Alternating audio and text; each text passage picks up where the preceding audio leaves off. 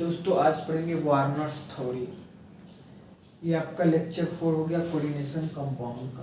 तो देखेंगे Warners theory क्या है, क्या कहता है, इसको कैसे डील कर सकते हैं, देखते हैं।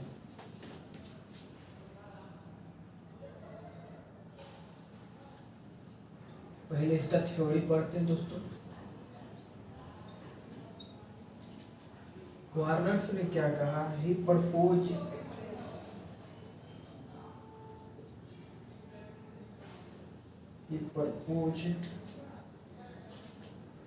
there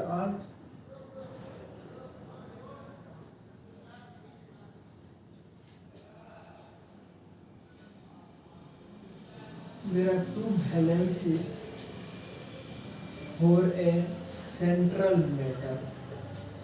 He proposed there are two valency for a central matter. पहला प्राइमरी वैलेंसी,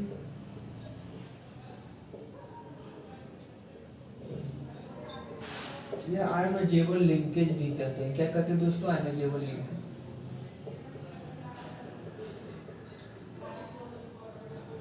दूसरा सेकेंडरी वैलेंसी,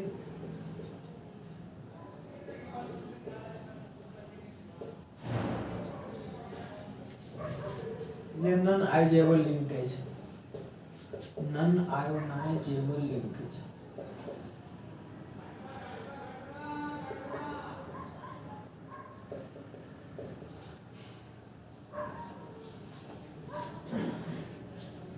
दूसरा primary valency is propose, primary valency is propose या satisfied, primary valency is satisfied by anions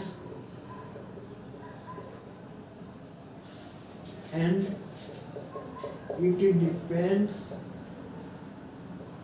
depends on oxidation state of central matter। ठीक है दोस्तों।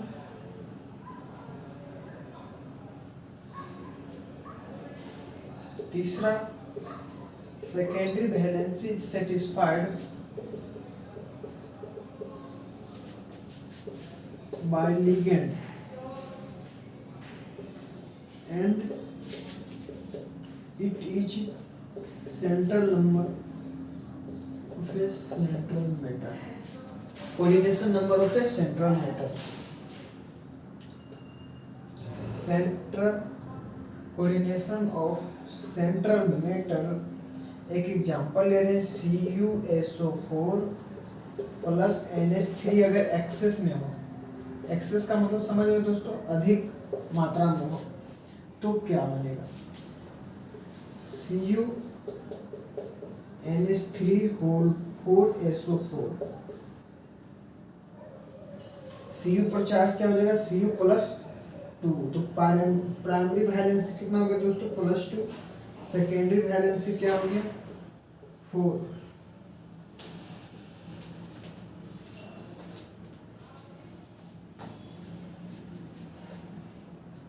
Warners theory क्या कहता है? Propose there are two valency for a central matter. Primary valency या ionisable linkage कहते हैं, सेकेंडरी वैलेंसी या non ionisable linkage. Primary valency satisfied by ions and it depends on oxidation state of central matter. किस पे depend करता है? Oxidation state of central matter. Secondary valency is satisfied by ligand and it is central matter, coordination number of a central matter. Coordination number of central matter, जैसे कि एक example ले लेते हैं, CuSO4 प्लस NH3। अगर NH3 क्या अधिक मात्रा में, तो Cu क्या बन जाएगा? CuNH3 4 इसमें प्राइमरी वैलेंसी कितना है दोस्तों? 2 है। सेकेंडरी वैलेंसी कितना है? 4 है।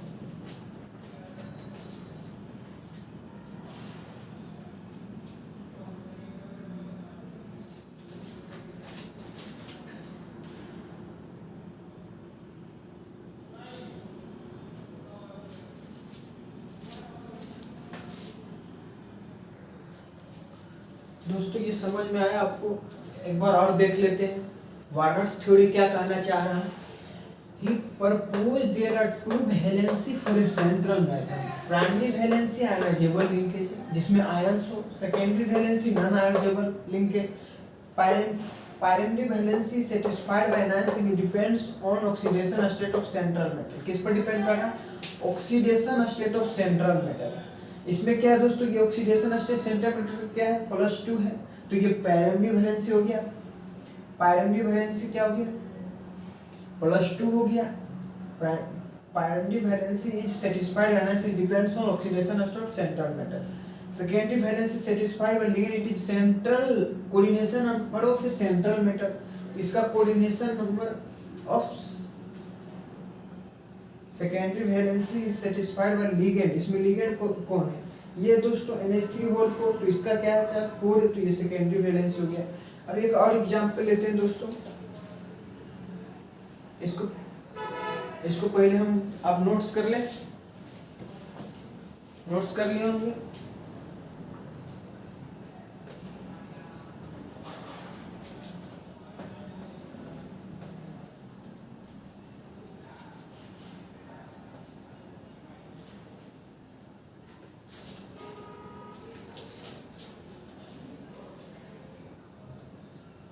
जैसे कि लिए एक एग्जांपल और लेते हैं. जैसे कि Cr NH3 whole 6 Cl3. Cr पर क्या चार्ज क्या होगा, +3 हो गया दोस्तों. इसमें सेकेंडरी वैलेंसी कितना हो गया, +3 हो गया. क्योंकि जो सेंट्रल मेटल एटम का जो चार्ज होता है वही क्या होता है, सेकेंडरी वैलेंसी. या प्राइमरी वैलेंसी क्या होगा दोस्तों, 6 हो गया. तो यहाँ क्या हो जाएगा दोस्तों, +6. अब जो ये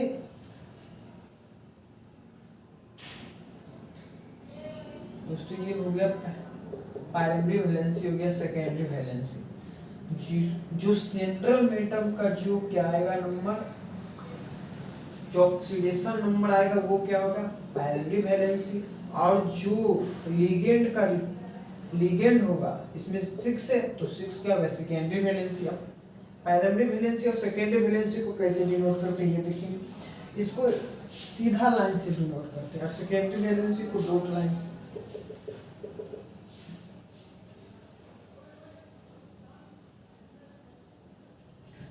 सेकेंडरी वैलेंसी को, प्राइमरी वैलेंसी को. अब इसका देखते हैं, स्ट्रक्चर देखते हैं दोस्तों. जैसे कि Cr है, क्रोमियम. अब इसमें NH3 6 है, तो 6 क्या है दोस्तों, प्राइमरी वैलेंसी है.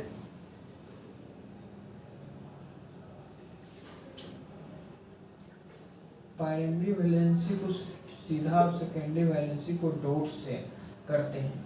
तो इसमें क्या होगा दोस्तों, NH3 NH3 NH3 NH3 NH3 NH3. अब इसके जो बाकी जो बच गए दोस्तों, यहाँ पर डॉट दे देंगे, dot dot dot dot dot dot dot dot. ये क्या हो गया दोस्तों, सेकेंडरी वैलेंसी क्या हो गया, 3 हो गया.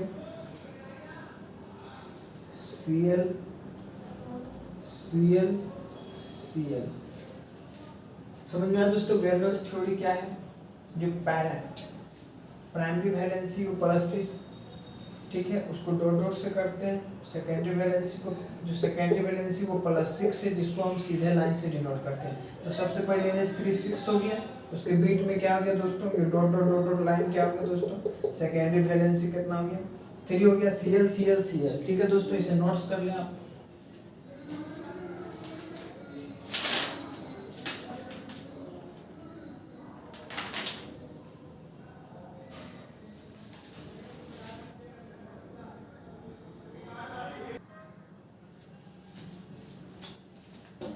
इसको मिटा दूं दोस्तों, नोट्स कर लिए होंगे आप.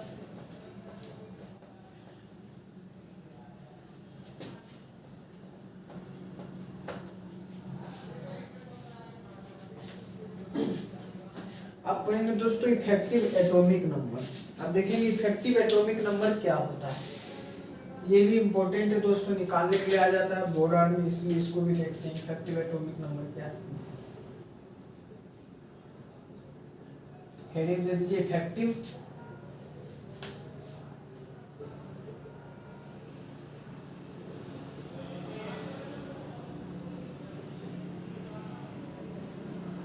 Effective atomic number. इसका एक फॉर्मूला होता है इफेक्टिव एटॉमिक नंबर निकालने का, Z minus oxidation state plus 2 into coordination number. ये क्या है दोस्तों, एटॉमिक नंबर है। ये क्या है दोस्तों, ऑक्सीडेशन स्टेट। ये क्या है दोस्तों, 2 इंटू कोऑर्डिनेशन नंबर।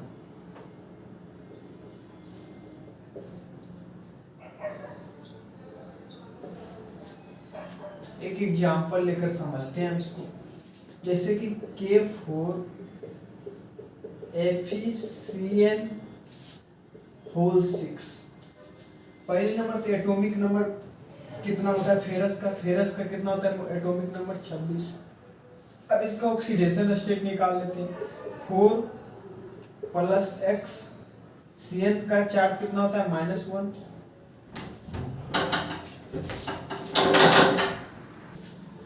ठीक है दोस्तों, तो इसका क्या निकाल रहे थे, ऑक्सीडेशन स्टेट। तो इस 4 हो गया पोटेशियम प्लस एक्स मेटल का, CN माइनस इसमें चार्ज होता है, इसमें क्या करेंगे -1 कर देंगे, तो 4 प्लस एक्स +1 कर लो तो ये हो गया -6। तो x कितना हो गया दोस्तों -2, तो x क्या हो गया +2। तो इसका चार्ज कितना आ गया दोस्तों +2 आ गया, ऑक्सीडेशन स्टेट ये निकल गया आपका, ये ऑक्सीडेशन स्टेट हो गया। कोऑर्डिनेशन नंबर आपको बचा, तो ये क्या है कोऑर्डिनेशन नंबर, आपको इसका डिटेल बता चुके थे। तो क्या हो गया दोस्तों, अब देख लेते हैं इफेक्टिव एटॉमिक नंबर क्या हो जाएगा दोस्तों,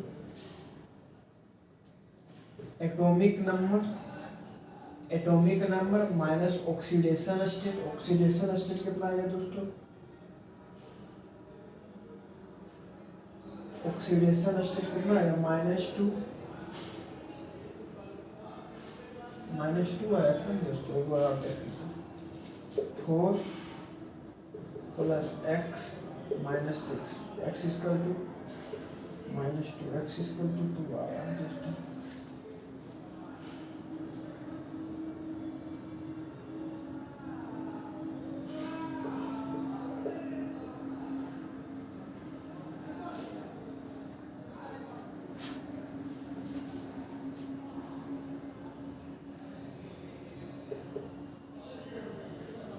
हो गया -2 plus 2 into 6, 2 into coordination number 6 हो गया, तो ये टोटल हो गया 26 -2 प्लस 12 हो गया दोस्तों।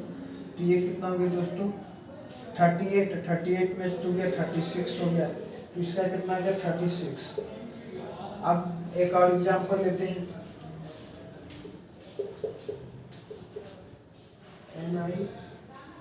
NiCO4, इसका इफेक्टिव एटॉमिक नंबर क्या होगा, इसका निकल का क्या होता है दोस्तों एटॉमिक नंबर 28 होता है। कार्बोनिल का चार्ज कितना होता है 0 होता है, 28 minus 0 plus 2 into coordination number, तो कोऑर्डिनेशन नंबर इसका 4 हो गया, तो 28 प्लस 8 टोटल कितना हो गया 36 हो गया दोस्तों। तो इस तरह से क्या करेंगे दोस्तों, पहले इसका जैसे कि ये एग्जांपल ये K4 FeCN होल 6, पहले इसका ऑक्सीडेशन स्टेट निकाल लेंगे। इसका पहले एटॉमिक नंबर क्या होता है, पहले एटॉमिक नंबर देखेंगे Z, एटॉमिक नंबर को Z से डिनोट करते हैं, तो पहले एटॉमिक नंबर निकालेंगे 26 होता है फिर इसका ऑक्सीडेशन स्टेट -2 होता है, 2 इंटू कोऑर्डिनेशन नंबर इसका 6 होता है। इसको जब सोल्व करेंगे तो 36 आ जाएगा। निकल का एटॉमिक नंबर 28 होता है, कार्बोनिल का चार्ज 0 होता है, प्लस 2 इंटू कोऑर्डिनेशन नंबर इसका कितना दोस्तों 4 है, तो टोटल कर देंगे 28 प्लस 36 हो गया।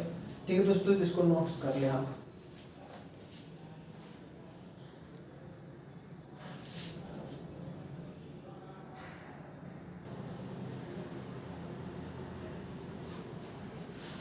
दोस्तों आप इसको नोट्स कर लेंगे, इसे मिटा देता हूँ।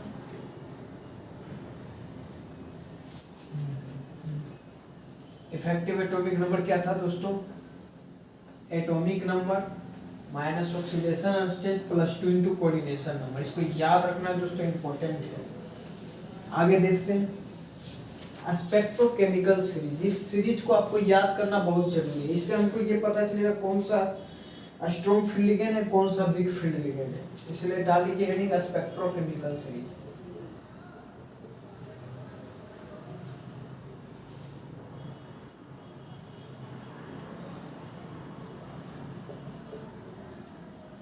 जैसे कि I minus Br minus SCN minus Cl minus S minus 2 F minus OH minus OX minus H2O। उसके बाद दोस्तों NCS माइनस EDT आपको बता चुके, ethylene diamine tetraacetate NH3 ethylene NO2 minus Cl minus CO and pyridine. अब ये देखना दोस्तों, ये जो है ये यहाँ से लेकर आपका यहाँ तक क्या है, ये strong field weak field ligand, sorry week field ligand. और यहाँ से यहाँ तक ये क्या है दोस्तों? स्ट्रॉन्ग फील्ड लिगेंड है। इसको याद रखना है दोस्तों, ये टोटल वीक फील्ड लिगेंड, ये स्ट्रॉन्ग फील्ड लिगेंड। अब इसका याद करने का एक तरीका बता देते हैं। हेलोजन ऑर्डर या फिर ऑक्सीजन डोनर, ऑक्सीजन डोनर या नाइट्रोजन डोनर या कार्बन डोनर।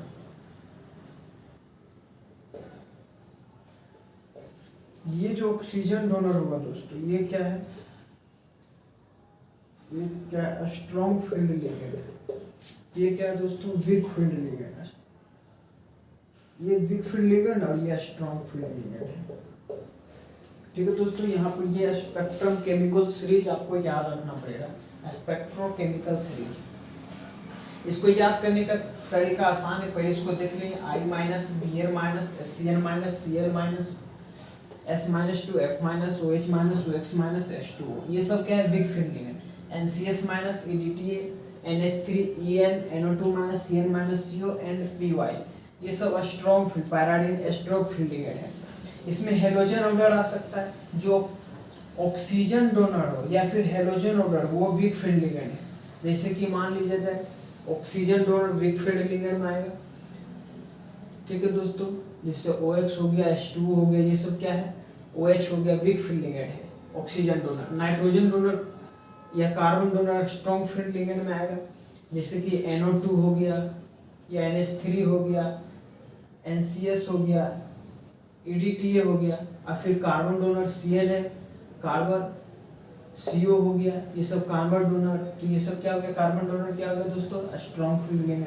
तो इस तरीके से भी आप याद रख सकते हैं, इसको आप नोट्स करें।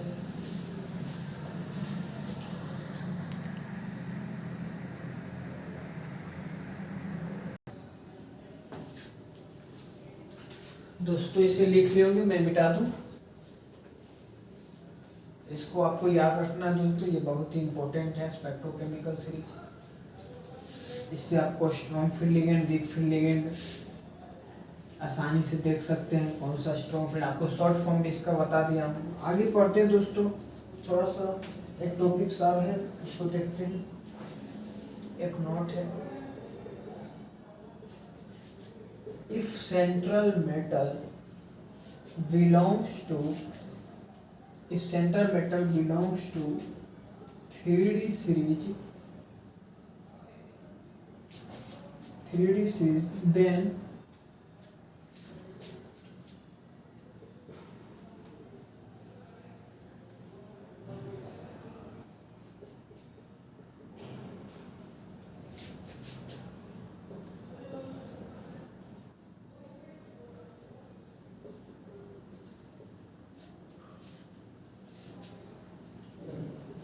Valence band theory.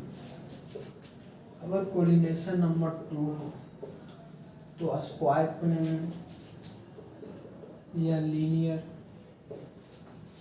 जैसे कि एग्जाम्पल के लिए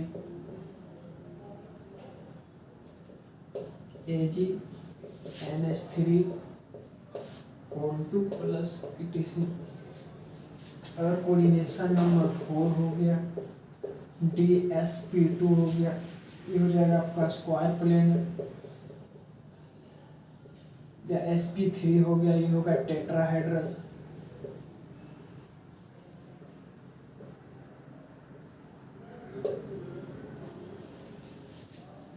ठीक है दोस्तों, इसको नोट्स करें आप। तो दोस्तों ये नोट में क्या कहना चाह रहा है दोस्तों, if central metal belongs to 3D series, अगर 1D 3D 4D आप पढ़ेंगे दोस्तों, आगे मैं बताऊंगा 3D series, then strong field में cause pairing of electrons of central metal. ठीक है दोस्तों, अगर सेंट्रल मेटल 3D सीरीज से बिलोंग करता है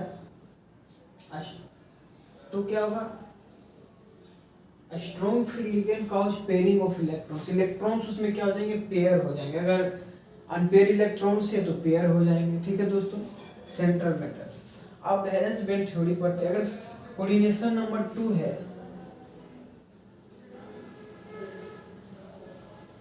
SP ये लीनियर हो जाएगा, जैसे example AgNH3 whole 2 plus coordination number 4 है तो DSP2 होगा, स्क्वायर प्लेनर, SP3 है तो टेट्राहेड्रल।